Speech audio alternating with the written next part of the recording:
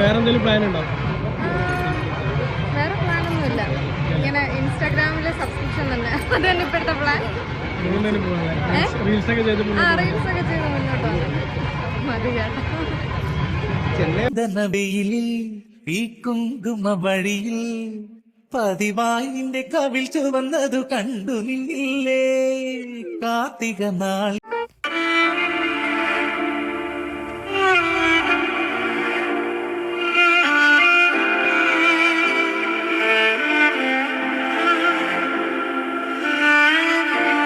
Hello guys, welcome back.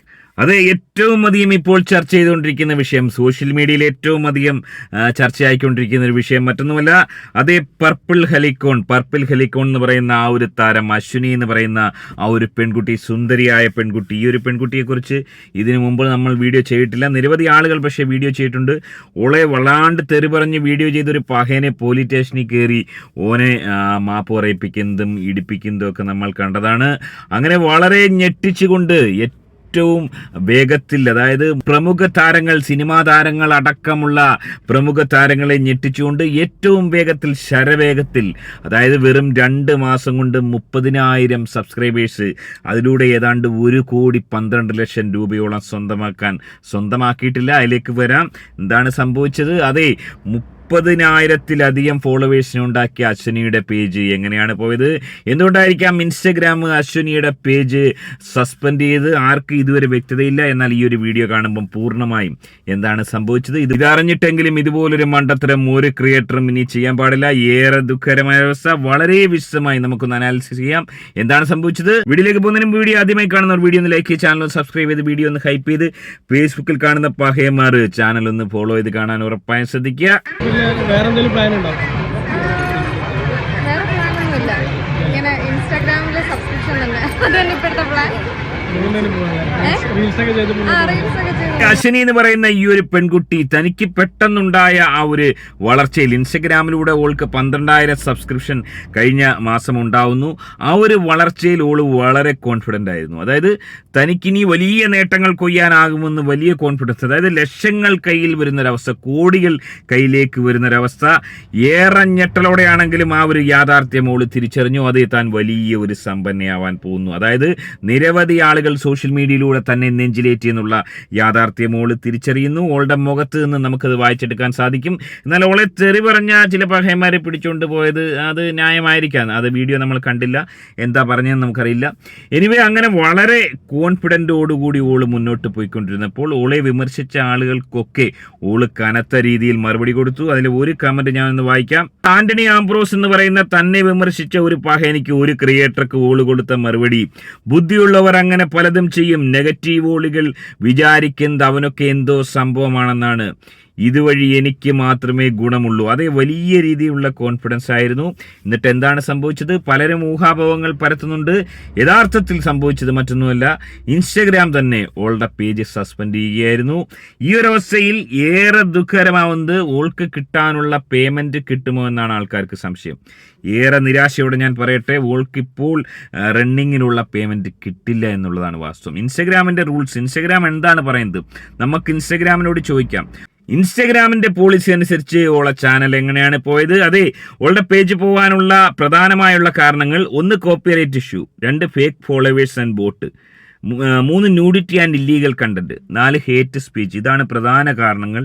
ഇതിൽ nudity ഈ പറഞ്ഞ പ്രൈവറ്റ് വീഡിയോ ആയതുകൊണ്ട് അതൊരു റീസൺ ആണെന്ന് എനിക്ക് തോന്നുന്നില്ല. ഇല്ലീഗൽ കണ്ടന്റും ഉണ്ടായതായി തോന്നുന്നില്ല. പിന്നെ ഈ പറഞ്ഞ ഫേക്ക് ഫോളോവേഴ്സും ഓളെ സംബന്ധിച്ച് ഇല്ലെന്ന് മനസ്സിലാക്കുന്നു. കോപ്പിറൈറ്റ് ഇഷ്യൂ ഇല്ല, സ്വന്തം കണ്ടന്റ് തന്നെയാണ്. ഹേറ്റ് സ്പീച്ചും നടത്തിയിട്ടില്ല. പിന്നെന്തുകൊണ്ടായിരിക്കാം ചാനലിൽ പോയത്? അതെ, ഇവിടെ എല്ലാവരും തെറ്റിദ്ധരിച്ചു. അതായത് ഇവിടെ പലരും ധരിച്ചത് ഓളെ പേജ് പോകാനുള്ള പ്രധാന കാരണം ഇതിനെതിരെ നിന്ന പഹയന്മാർ, അതായത് നമുക്കറിയാം ഒരുപാട് പേര് ഇതിന് എതിരെ പറഞ്ഞ സ്ത്രീകളടക്കമുള്ള ആളുകൾ വരുന്നുണ്ട്.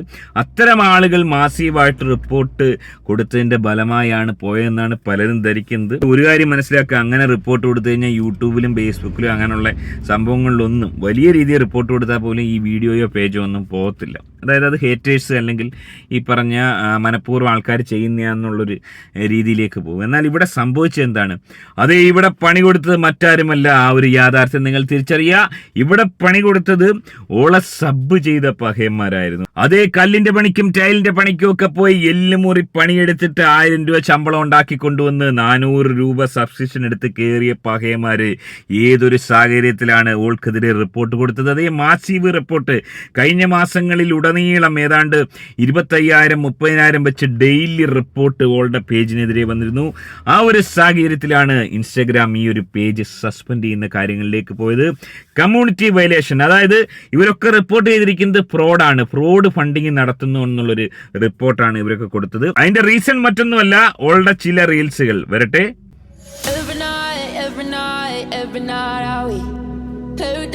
Paradise seems so far away.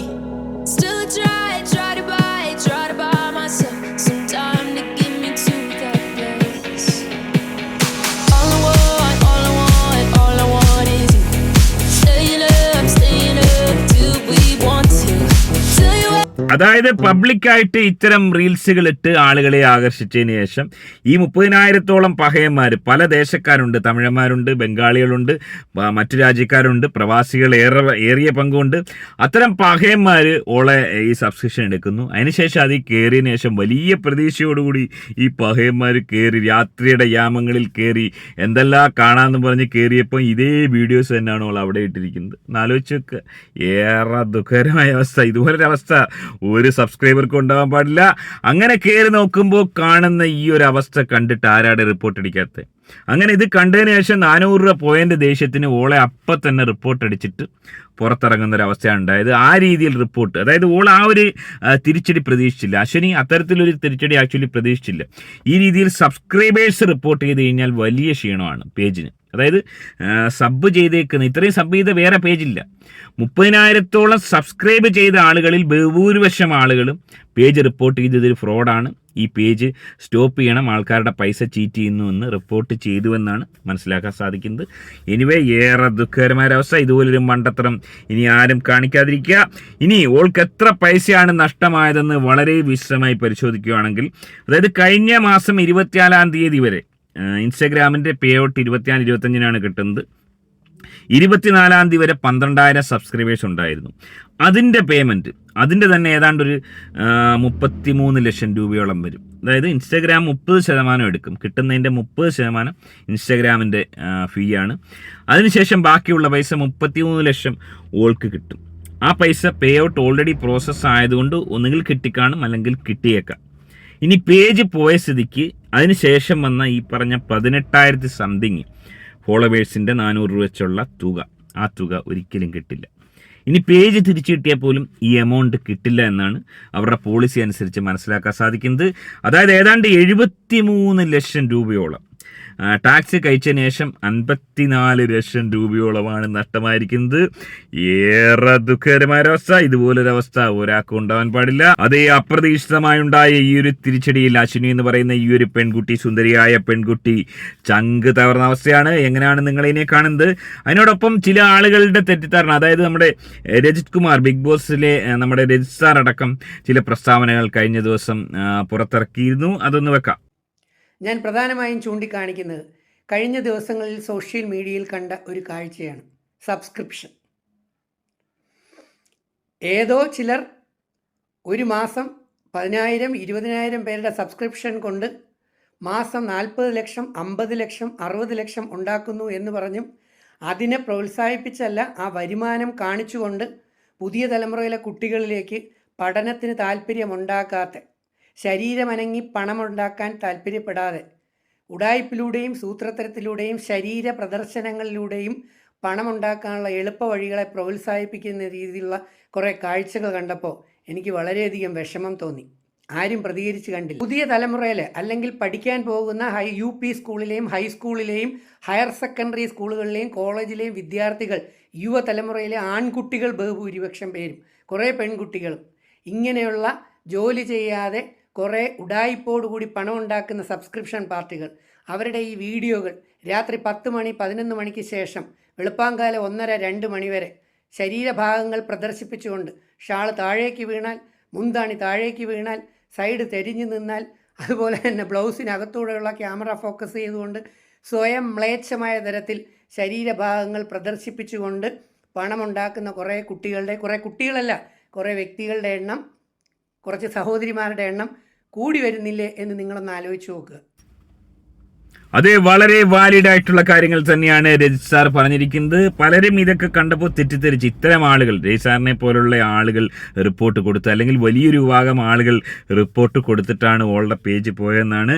ഇനി ഓളുടെ പേജ് പോയത് കൊണ്ട് മറ്റ് പ്രമുഖ താരങ്ങളായ രേണു സുധി അടക്കമുള്ള, അന്നാരാജൻ അടക്കമുള്ള നിരവധി ആളുകൾ ഈ രംഗത്തുണ്ട്. അത്തരം ആളുകളുടെ പേജ് പോകുമെന്ന് ചോദിച്ചു കഴിഞ്ഞാൽ അത് ഈ പറഞ്ഞ കയറിയ സബ്സ്ക്രൈബേഴ്സ്, വലിയൊരു വിഭാഗം സബ്സ്ക്രൈബേഴ്സ് കയറിയിട്ടുണ്ടെങ്കിൽ അവർ സാറ്റിസ്ഫൈഡ് ആണ്, അവരൊക്കെ ആണെന്നുണ്ടെങ്കിൽ അവർ റിപ്പോർട്ട് ചെയ്തിരുന്ന ഒരു കുഴപ്പമില്ല, പേജ് അവിടെ ഉണ്ടാവും, പൈസ കിട്ടിക്കൊണ്ടിരിക്കും. ഓൾക്ക് ഈ പറഞ്ഞ കണക്ക് ഇറിറ്റേഷൻ വന്ന് ഓൾക്ക് പ്രതീക്ഷിച്ച സാധനം കിട്ടാതിരിക്കുകയാണെങ്കിൽ അവർ റിപ്പോർട്ട് ചെയ്താൽ, അത് വലിയൊരു ഭാഗം ഉണ്ടെങ്കിൽ റിപ്പോർട്ട് ചെയ്ത് കഴിഞ്ഞാൽ ഉറപ്പായും പേജ് പോകുന്നുള്ള കാര്യത്തിൽ യാതൊരു സംശയമില്ല. ഇതുപോലൊരവസ്ഥ ഒരാൾക്കും ഉണ്ടാകാൻ പാടില്ല. എങ്ങനെയാണ് നിങ്ങൾ ഇതിനെ കാണുന്നത്? ഈ ഒരു വിഷയത്തിൽ നിങ്ങളുടെ അഭിപ്രായം കമന്റ് അറിയപ്പെടുന്നത്. ആദ്യമായിട്ട് വീഡിയോ കാണുന്നവർ വീഡിയോ ഒന്ന് ലൈക്ക് ചെയ്ത് ചാനൽ ഒന്ന് സബ്സ്ക്രൈബ് ചെയ്ത് വീഡിയോ ഒന്ന് ഹൈപ്പ് ചെയ്ത് കാണുക. മറ്റൊരു വീഡിയോ ആയിട്ട് കാണാം. ബൈ.